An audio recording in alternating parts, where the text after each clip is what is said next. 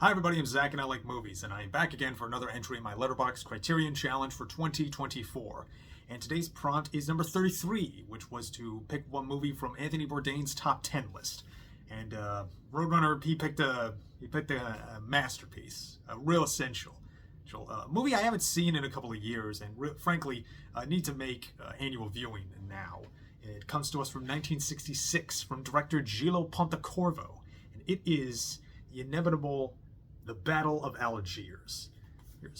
So this is hands down one of the most important and influential political movies, one of the most important movies about guerrilla warfare, really war movies any ever made, and it's powerful. This thing is amazing. I always forget how moved I am when I watched it. And a lot of how important it is, you could really feel what Pontecorvo put into it, because Pontecorvo was actually a child during Mussolini's Italy. He grew up with a knack for photography. He eventually became a photojournalist, but didn't really feel like he could have been a filmmaker until after he saw one of the great Italian neorealist movies from Roberto Rossellini, Paisan, and after that, that was that. And it's a bit of a shame that Battle of Algiers is kind of the only movie that Pontecorvo is really known for, or at least in the greater history and like world cinema and all that. But it actually wasn't his first movie. One of his first movies, it was Capo, which was actually one of the earliest movies to depict what happened in concentration camps. It's about a capo. That was one of the concentration camp guards that were also Jewish prisoners who kind of conscripted by the Nazis, imprisoning them to effectively help out, and we'll get you better accommodations until we kill you. And you can see, and having seen only a few scenes and clips from Capo, but I see a lot of what he would go on to do in Algiers, particularly how effective he is with crowd work. But Algiers was very different from Capo, especially in terms of how he shot it, and what really leans its influence and its just overall impact is this sort of faux fictional documentary style of shooting. He used a very this kind of grainy black and white documentary look to it, with a cast of Algerian non-professionals, but mainly only one or two experienced actors. Just leaning on toward to being as genuine and as true to life as possible, and it led to great effect. He kept insisting that no, it needs to look more like newsreels that were coming out, that were around, that were, it needed to look real. And a lot of the effect of the casting worked well too. Not just leaning into that sort of Italian neorealist roots, but he actually had one of the more main characters, because this isn't really a movie that follows one character through. It follows a handful of characters, but more in terms of factions. We have something of an audience stand-in, and then his name is a young man named who is named Ali Lapointe, and he's sort of brought into the resistance, but that's after we are already introduced to him being something of a known and respected freedom fighter. We open on a very hard on the post-mortem of a very rough, torturous interrogation scene where a resistance fighter, he's broken, and you can really see it on his face. And this movie actually has really powerful reaction shots where we'll just sort of like hang on a face in shock and just being completely broken and just an emotional shell shock. And he's so terrified of giving up his comrades that he tries to jump out of a window with no avail. And we follow them to this housing complex where Ali Lapointe and a couple other resistance members are hiding in a wall. And then we flash back 5 years to when to see how Ali was recruited. He had had a interesting job where he was after he was arrested for picking a fight with a Frenchman. And this is I should have made it a little more clear. The Battle of Algiers is the story of Algerian resistance fighters fighting against their French colonizers. And you see a lot of just sort of this what's the word, the quotidian discrimination they face is just from from the French, not just from the police and they're being targeted all the time, but also the general French population around them. And Ali picks a fight with one of them, and he's clearly a troubled kid, and he's been in and out of prison all the time. Then he gets recruited by the FLN, and he even meets up with one of the other figureheads, Ben Madi.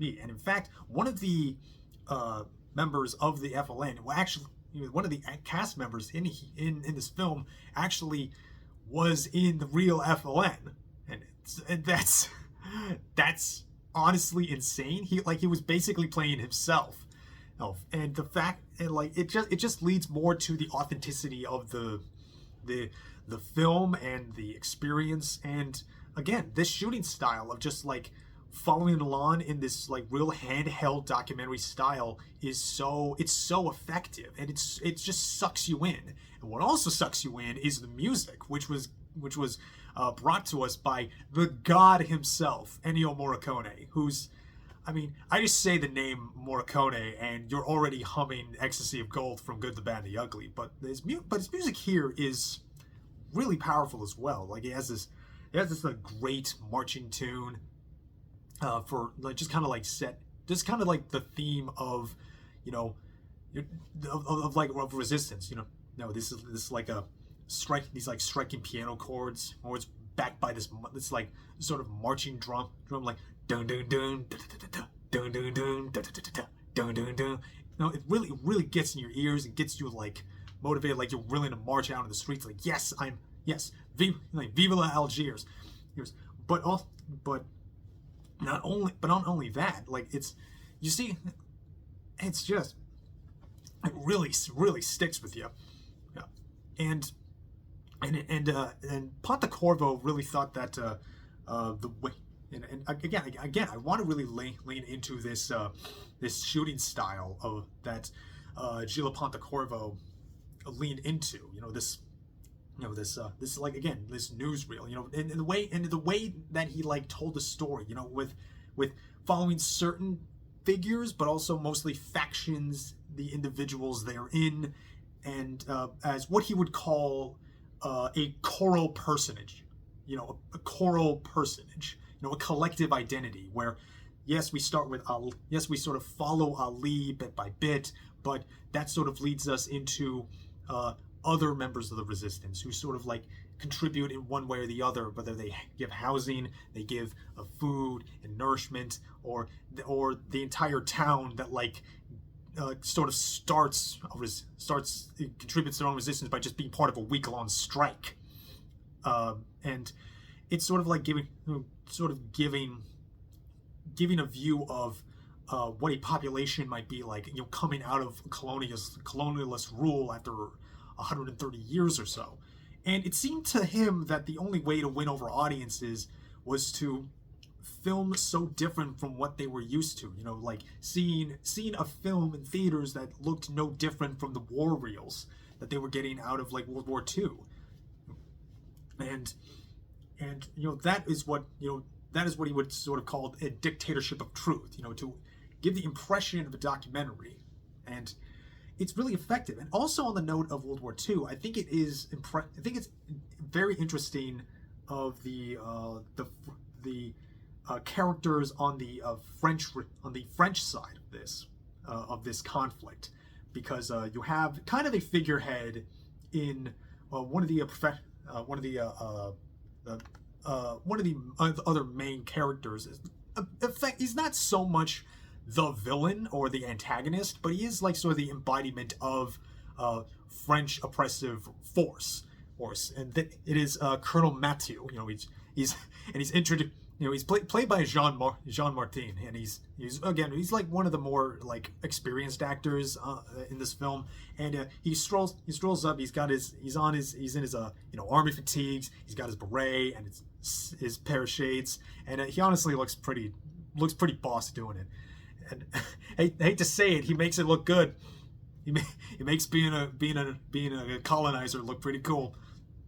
But it's interesting that they make Colonel Mathieu explicitly a member of the French resistance from when France was fighting against the Nazis, and that's so fascinating. You know, you're both freedom fighter and oppressor in the same lifetime. Like, how does one sort of it calls to mind, like, how does one like even comprehend that? Now, do you not see what you're doing?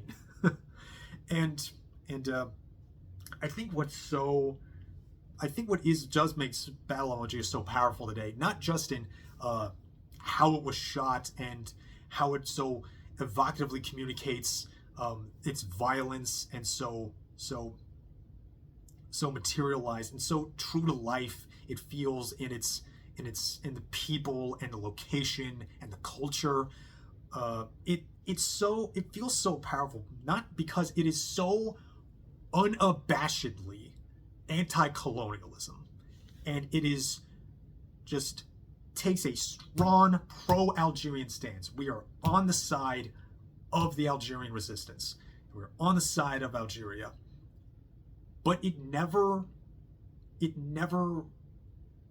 does any heroics, and it even eschews any real demonizing. You know, any other, like, you tend to see this a lot more recently, and like I could think of like the Falcon and Winter Soldier, when they have they sort of like do, they sort of take a scene, they sort of take a moment where, like, yeah, they might raise a point, but your methods have gone too far, or I approve of your message, but I do not approve of your method. I approve of your message, but not of your methods of conveying your message. You know, sort of like giving, like, just hand waving, like, they hurt people, they hurt innocent people, now they're bad and evil, and they're the meanie bad-bads, now they're no better than the ones oppressing them. Like, no, it is explicit. Like, Battle of Algiers is explicitly pro guerrilla warfare, in the sense that it is for the cause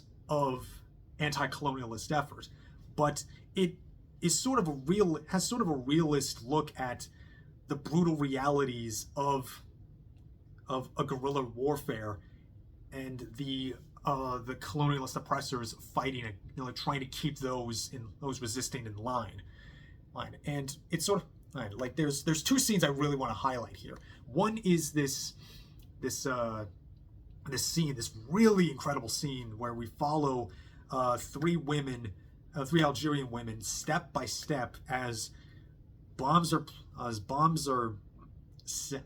readied and armed and placed in their bags, and they go out to populated areas, and they sort of leave their purses there. One goes to like a bar, one goes to like a cafe that's like really teeming with like, it's very lively. It's like in the middle of the day. Another, I think, goes to like a bank, or like some big austere building. It looked like a bank, and another just kind of leaves one near like, again, kind of these heavy crowded areas, and then they go off, and it's really tense, suspenseful scenes because you're sort of like you're on their side, but you're also seeing like, oh, this is like, you finally see like you see the damage that this really causes. And this is like the first scene where any of the French are like given any real humanity. It's like,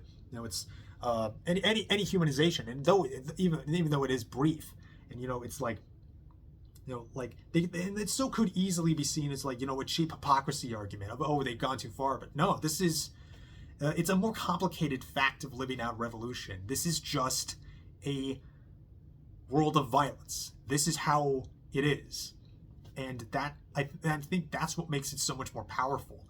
And there's a later scene where Ali is speaking with Ben Madi, and Ben Madi is just kind of going off on how they sort of like need to not just justify the revolution, but also like the continuing acts of violence that they have to do for the revolution, and seeing what and sort of like is showing like, and Ali and Ben are kind of like going back and forth about what's the best foot forward. And Ben sort of says, as acts of violence don't win wars, neither wars nor revolution. Terrorism itself is a useful act, but then the people themselves must act.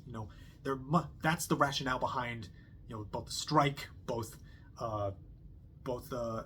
their guerrilla warfare action, and to mobilize the Algerians, to assess their strength. Yes, to prove it to the UN, and that may not do any good, but the UN will be able to gauge their strength. And he says, and Ben sort of leaves off with this incredible line. It's hard enough to start a revolution, even harder to sustain it, and hardest of all to win it. But it's only once we've won that the real difficulties begin. In short, there is still much to do, and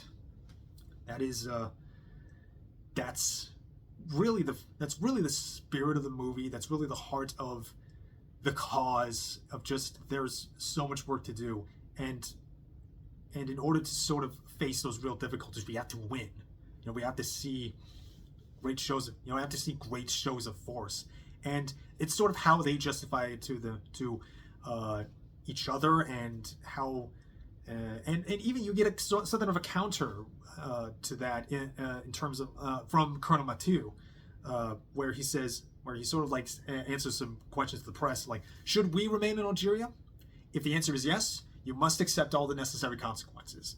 And the consequences of that would be further violence, further bloodshed, and further just even further discrimination against Algerians. Like there's a really tough scene, where like it's after a terrorist attack, where the French people like standing on top of their balconies or like yelling, and they just want to see somebody arrested. They just want to see any Arab arrested, and they sort of like point and accuse this random Arab man just sitting on the sidewalk having lunch, and he sort of realizes gradually, oh, they're talking about me. They want my head. So he just tries to run away.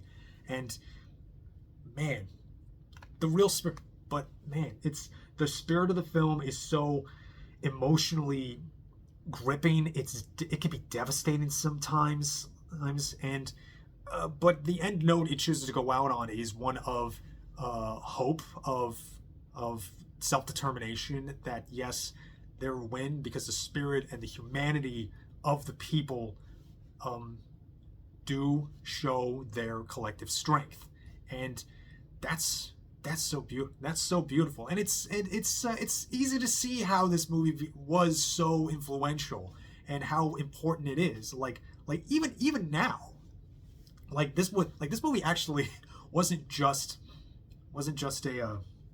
an inspiration for George Lucas when he was first coming up with Star Wars. This actually inspires Star Wars to this day. This was a major influence on the Andor series, which makes sense. Which makes sense. Andor is also a story following individuals and various factions amongst a resistance movement, trying to fight off against violent oppressors for self-determination, and even musically too. Like there's a theme in here. Honestly, might be one of my favorite pieces Morricone ever composed. It's this theme of Ali, and you hear, and like hearing that was such a clear. You can easily hear that was a clear inspiration for Nicholas Britell for his music on Andor. Again, like theme of Ali has this beautiful cadence in this beautiful woodwind. It's like this gorgeous flute, just like. And